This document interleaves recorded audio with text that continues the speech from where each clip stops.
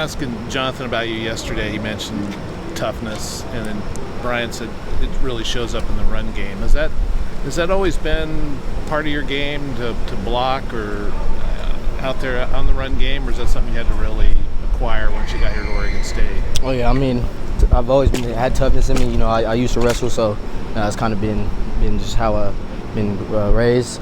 But the run blocking, I'd say, is just mostly just learning technique. How we when I got here. But you're only as good as you play without the ball in your hand. So it's important to me that I get physical in the run game and allow the backs to be able to make plays. Because people always think of you speed first. Right. Is that not really how you think of yourself? I mean, I like to think I'm all around. I can do it all, but people gonna have their opinion of me regardless. So. Are there any traits you think translates from wrestling to, I guess, what you do now? I'll say the biggest probably toughness, like we just talked about. You got to be mentally tough. I don't know if you guys have ever wrestled, but that's a tough sport, especially because you're one-on-one. You have no one else to blame besides yourself if you lose. So I'd say just toughness is the biggest part of the translation to football. You had a couple drops there in the first half against Montana State, and then you really turned around and had a great game. Was there something you told yourself for anything that really clicked and, no, I'm not messing up again? Oh, yeah, this is just on the next play and forget it. I mean, it was, it's frustrating. You go out there, you drop passes that you shouldn't be doing. I make that play every day. So just go out there, forget it, flush it, and just calm down and play my game.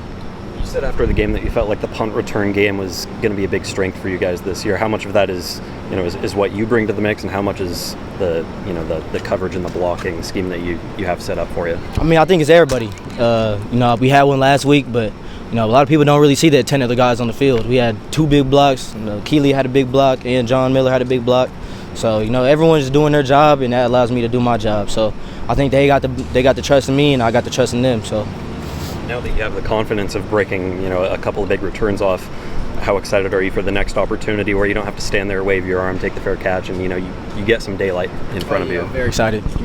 It's always fun when you get in the game. You can actually get a punt that you can actually do something with.